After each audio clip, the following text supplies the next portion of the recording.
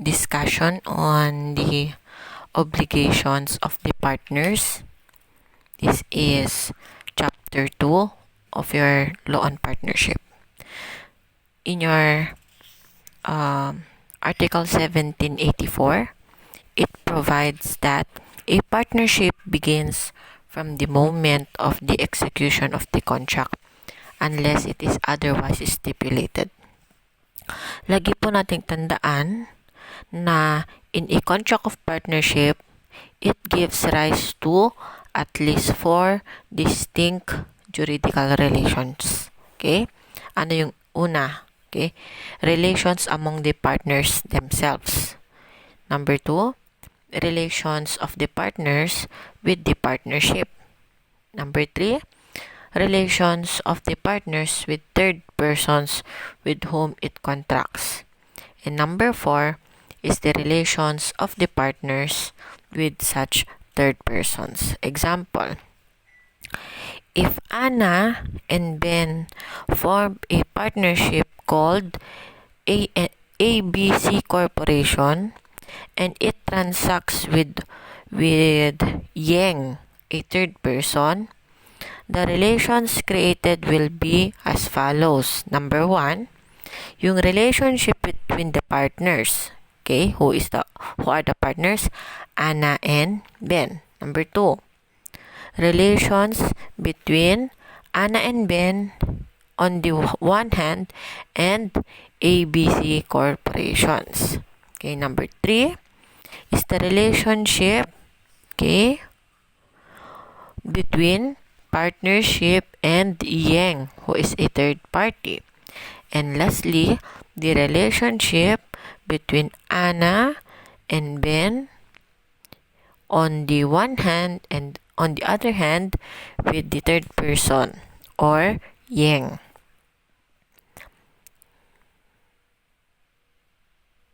Always remember po that partnership relationship is essentially one of a mutual trust and confidence. Okay? So each partner is a trustee and at the same time, okay, a cestui quest trust. He is a trustee to the extent that his duties bind him with respect to his partners, and the partnership a cestui que trust as far as the duties that rest on his co-partners. Number 2, they have a fiduciary relationship, and this relationship will remain until the partnership is terminated. Lagi nating tandaan that the obligation of partners to act with utmost candor and good faith in their dealings between themselves. And this is not lessened by the existence of strained relations between them or the existence of any condition which might in and of itself justify the firm's dissolution. Always remember also that remember the relationship in a limited partnership. Okay? The rights and obligations of the partners as to each other are provided on the theory that a partner is both a principal and an agent in relation to his co-partners. But the relationship between a limited partner and the other partners in a limited partnership does not involve the element of trust and confidence as in the case of a general partnership. In your Article 1784, okay, it provides for the commencement and term of a partnership. We already discussed before. Sorry for the unnecessary noise. A partnership is a consensual contract. So, by mere consent, nagkakaroon ng partnership. Okay? So, it generally exists from the moment of the celebration of the contract by the partners. Since under Article 1784, a partnership commences from the time of execution of the contract if there is no contrary stipulation as to the date of effectivity of the same. Its registration in Securities and Exchange Commission is not essential to give it juridical personality. So, always remember that the rule on the commencement of a partnership is not absolute. Okay? First one is your future partnership. What is all about the future partnership? Okay? In this one, the partners may stipulate some other date for the commencement of the partnership. So, yung mga partners sa isang partnership, pwede po silang mag-agree kung kailan magko-commence yung partnership nila. So, persons who have entered into a contract to become partners at some future time or on the happening of some future contingency do not become partners until or unless the agreed time has arrived or the contingency has happened. Okay? Hence, there can be a future partnership which at the moment has no juridical existence yet.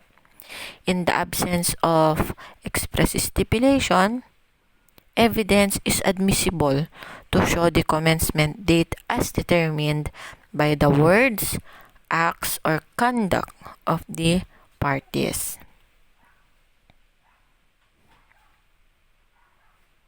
Okay, next one is your Article 1785. Your Article 1785 provides that when a partnership for a fixed term or a particular undertaking is continued after the termination of such term or particular undertaking without any express agreement, the rights and duties of the partners remain the same as they were at such termination, so far as is consistent with partnership at will. A continuation of the business by the partners or such of them as habitually acted therein during the term without any settlement or liquidation of the partnership affairs is a prima facie evidence of a continuation of the partnership. So we have in your Article 1785, okay, it provides what is a partnership with a fixed term. Okay? So what is a partnership with a fixed term? Ano nga ba yon? A partnership with a fixed term is one which the term of its existence has been agreed upon expressly or impliedly. The expiration of the term is fixed, okay, or the accomplishment of the particular undertaking is specified will cause automatic dissolution of the partnership.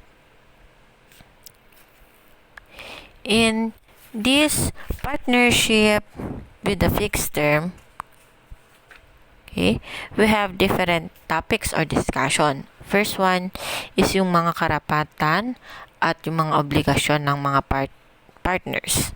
Okay? In your Article 1785, okay, the partnership, sabi dito, the partnership may be extended or renewed by the partners by express agreement. Okay? Yung pwedeng i-extend yung buhay ng partnership o pwedeng i-renew, okay, by express agreement. Paanong express agreement, ma'am? Pwedeng isulat, pwedeng sabihin, okay, galing sa bunganga. Or pwede ding implied, okay? Paano yung implied?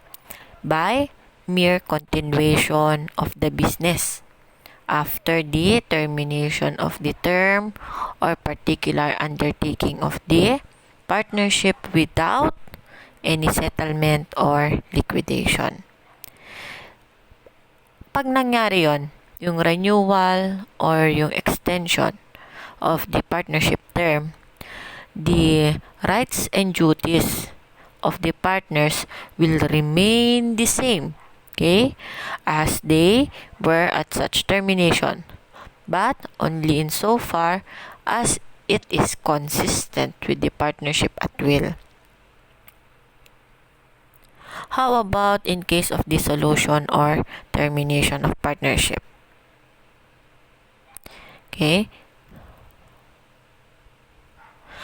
in a partnership at will with regards to dissolution or termination, the partnership for a fixed term or particular undertaking is dissolved and a new one, a partnership at will, is created by implied agreement, the continued existence of which will depend upon the mutual desire and consent of the partners. So, for example, the manner of management and profit-sharing ratio originally agreed upon shall still govern, but the partnership having become a partnership at will may be lawfully terminated at any time by the express will of all the partners or any of them. Okay, example. ABC partnership with a fixed term was continued by Anna, Ben, and Chris without express agreement. So, by implication siya. If their original stipulation is that the net profit shall be divided equally and that Chris shall be the managing partner, okay, the same profit ratio shall still govern and Chris shall continue as managing partner. Here, the partnership having become a partnership at will can lawfully be terminated at any time by the express will of all the parties or any of them. Next one is your Article 1786. In your Article 1786, it says that every partner is a debtor of the partnership for whatever he may have promised to contribute. He shall also be bound for warranty in case of eviction with regard to specific and determinate things which he may have contributed to the partnership. In the same cases, in the same manner as the vendor is bound with respect to the vendee, he shall also be liable for the fruits thereof from the time they would have been delivered without need of any demand. In your Article 1786, it talks about the obligations of the partners with respect to the contribution of property. Okay, the above article, your 1786, deals with the obligations of the partners among themselves and to the partnership with respect to the contribution of property. So, ano yung mga obligation na ito? Okay, ano yung mga iba't ibang obligation under your this provision? There are 5. Okay, number 1, that is to contribute at the beginning of the partnership or at the stipulated time, money, property, or industry which he may have promised to contribute. Diba, isa yun sa mga elements ng contract of partnership. In the definition of what is a contract of partnership, nakalagay mismo dun that there must be a mutual contribution of money, property, or industry. So that is the number 1 obligation. Okay, what is the number 2 obligation? The second obligation is to answer for eviction in case the partnership is deprived of the determinate property contributed. Okay? Number 3, the partners, okay, have the obligation also to answer to the partnership for the fruits of the property, the contribution of which he delayed from that date they should have been contributed up to the time of actual delivery. And of course, you have your additional obligation. What are these additional obligation? Number 4. Okay? Number 4 is to preserve said property with the diligence of a good father of a family pending delivery to the partnership. So, meron siyang obligasyon na pangalagaan yung property with the ordinary diligence. And what is the ordinary diligence? That is the diligence of a good father of a family.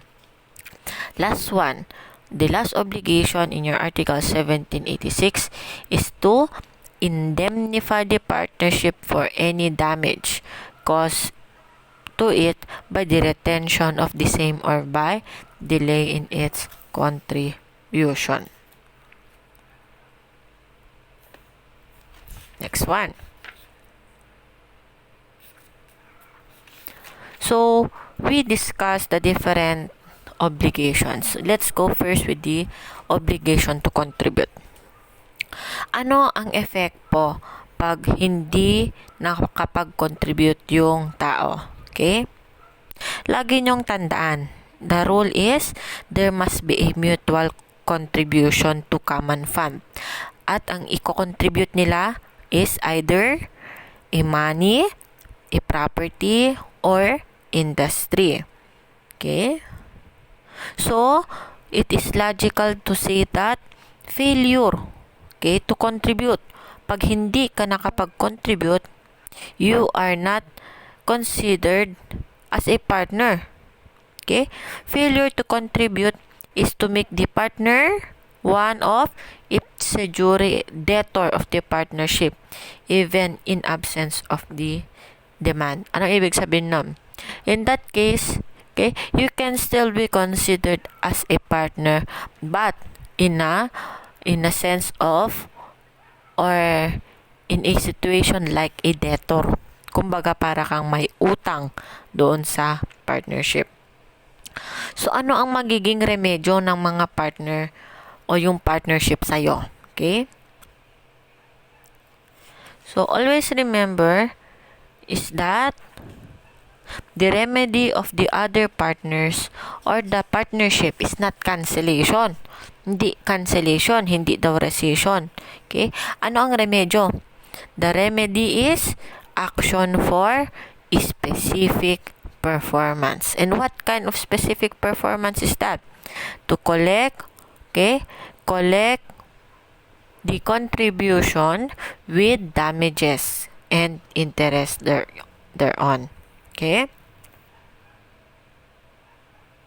However, if there is a ground, if there is a fraud or misrepresentation, can you cancel the contract? The answer there is yes. Rescission and or annulment of contract of partnership as provided in your Article 1838, I should say, okay, is allowed when there is a fraud or misrepresentation committed by one of the parties thereto. Okay, next one. How about, okay, the obligation to answer for eviction? Okay, ano yon? Lagi niyong tandaan the liability of a partner in case of eviction. The partner is bound in the same case and in the same manner, parang isang vendor, okay, with respect sa vendee in case of sale. Okay, ano to? Okay? Under the law on sales kasi, eviction, ano ba sinatawag ng eviction, ma'am? Ang eviction is an action. Okay? Kumbaga, sa Tagalog, papaalisin. Okay? Eviction shall take place whenever by final judgment based on a right prior to the sale or an act imputable to the vendor, the vendee is deprived of the whole or a part of the thing purchased. This obligation of warranty in case of eviction is in consequence of the character of contract of partnership, which is onerous contract. Okay.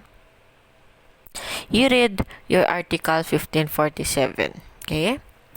Next one is the liability of a partner for fruits of property in case of delay. Lagi niyong tandaan that in this liability or obligation, hindi kailangan ng demand. Okay? No demand is necessary to put the partner in default. Okay? Lagi niyong tandaan that the mere fact that the property which a partner ought to deliver does not pass to the common fund on time, the partnership fails to receive the fruit or benefits which the said contribution produce as well as those it ought to produce, thus prejudicing the common purpose of obtaining from them the greatest possible fruits through some means of speculation or investment. So here, mere injury, the injury thereof to the partnership is constant.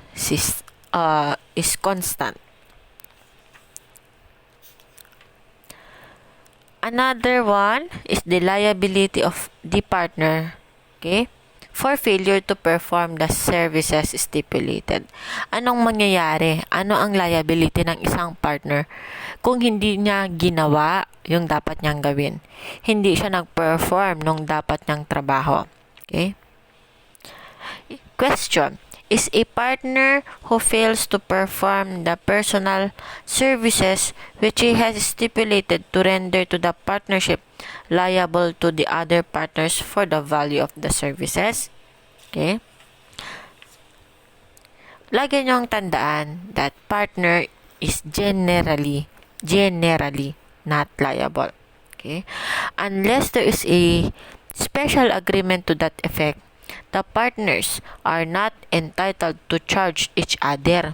So, hindi magiging liable si Ana kay Pedro o kay Chris o kay Ben. Okay? Because partners are not generally liable from each other or to each other. The doctrine seems to be that every partner is bound to work to the extent of his ability for the benefit, okay, of the whole without regard to the services of his partners. Okay? However, as an exception, lagi niyong tandaan the general rule is the partners are not entitled to compensation for their services. Okay? However, it is inapplicable where the reason of it fails. Okay? So, ano yun, ma'am? So, ganito. If a partner, for example, sa ABC Corporation, okay, and Ana is a partner. So, if Ana, a partner in ABC Corporation, okay, neglects or refuses, so, umayaw siya. Basta ayaw niya lang. Okay? Without any reasonable cause to render the service which she agreed to perform, by reason of which the partnership suffered losses. Dahil ayaw magtrabaho ni Ana, nagkaroon ng losses yung kumpanya, yung ABC Corporation. And there was no justifiable reason. Okay? There is no good reason, okay, why the erring partner, si Ana, should not be held responsible. In this case, the general rule will not be applied. Next one is your Article 1787. This is with regards to the appraisal of goods or property contributed.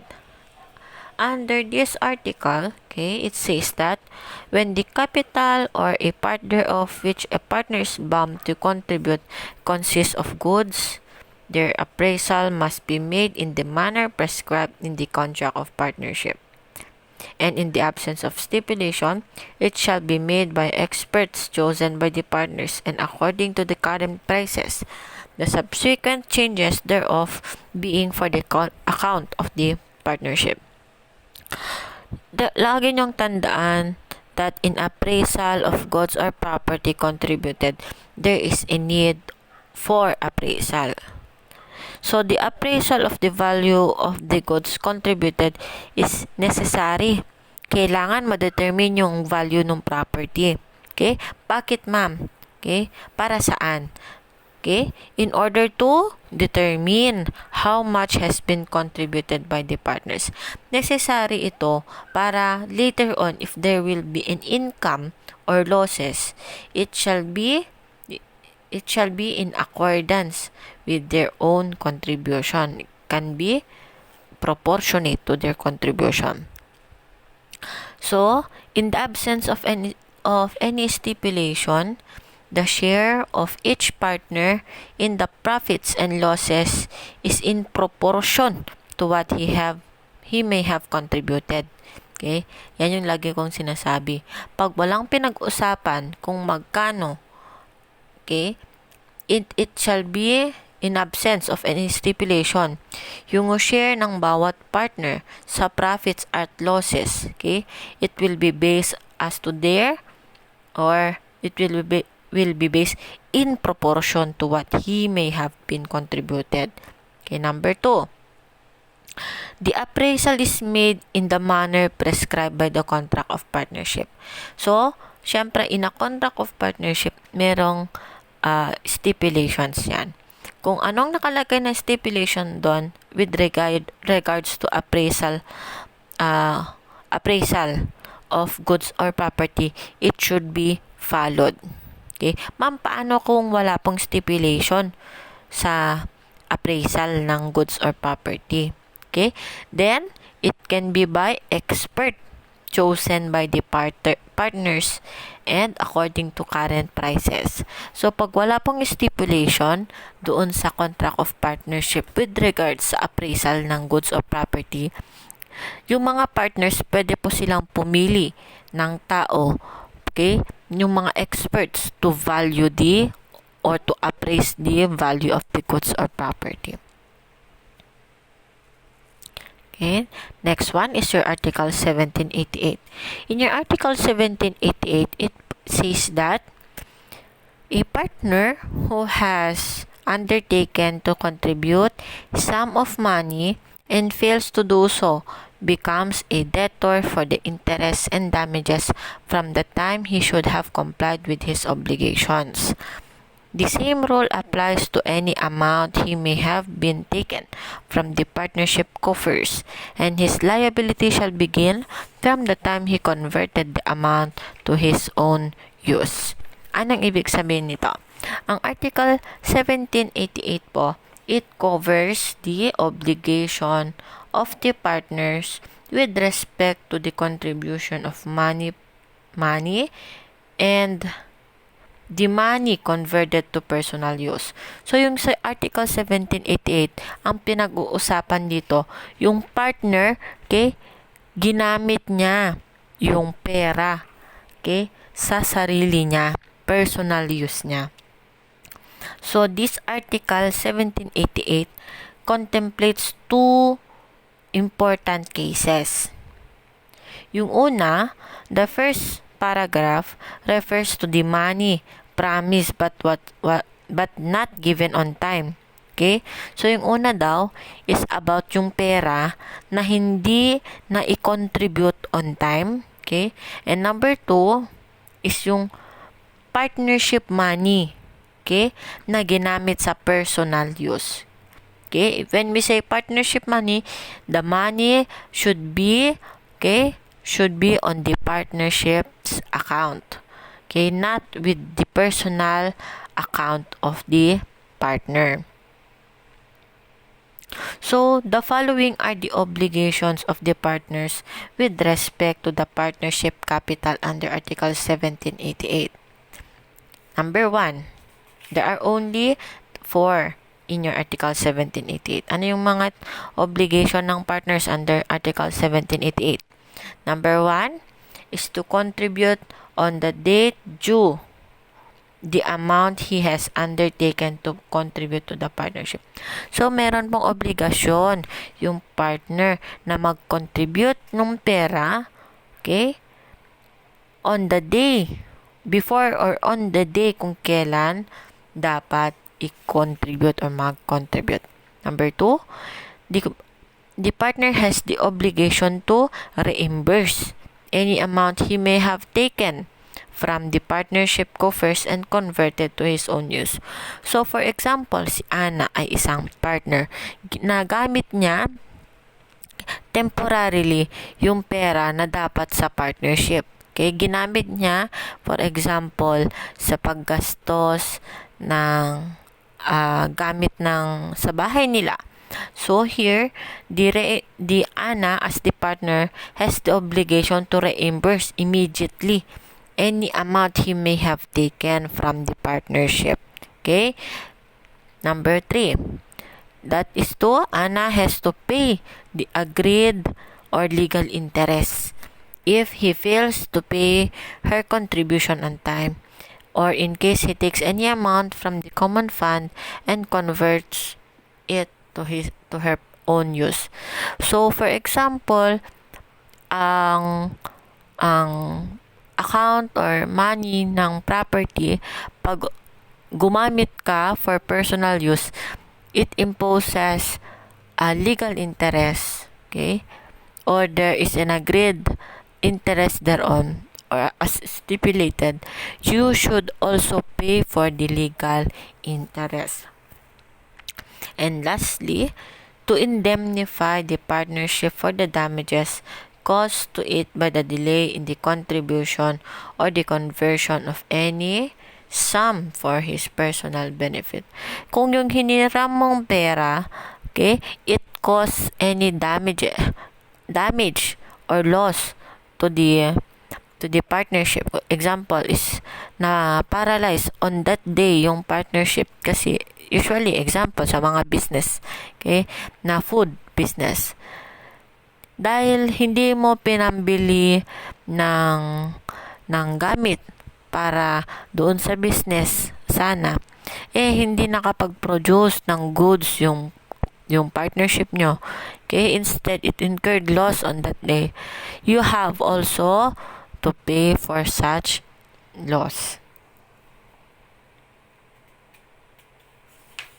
Okay.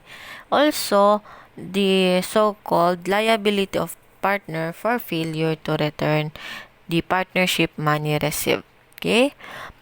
When there is a fraud or when there is a fraud committed, okay, ano daw ang liability ng isang partner na hindi nakapagbalik ng pera ng partnership? Okay? That partner will be liable for estafa under your Article 315 of your revised penal code. Okay? If he has misappropriates the partnership money or property received by him for specific purpose of the partnership. So, lagi niyong tandaan, kung isa kang partner na tumanggap ng partnership money, you should account it for the partnership. However, if you misappropriate it, if you use it for your personal benefit, you can be charged with estafa under your revised penal code.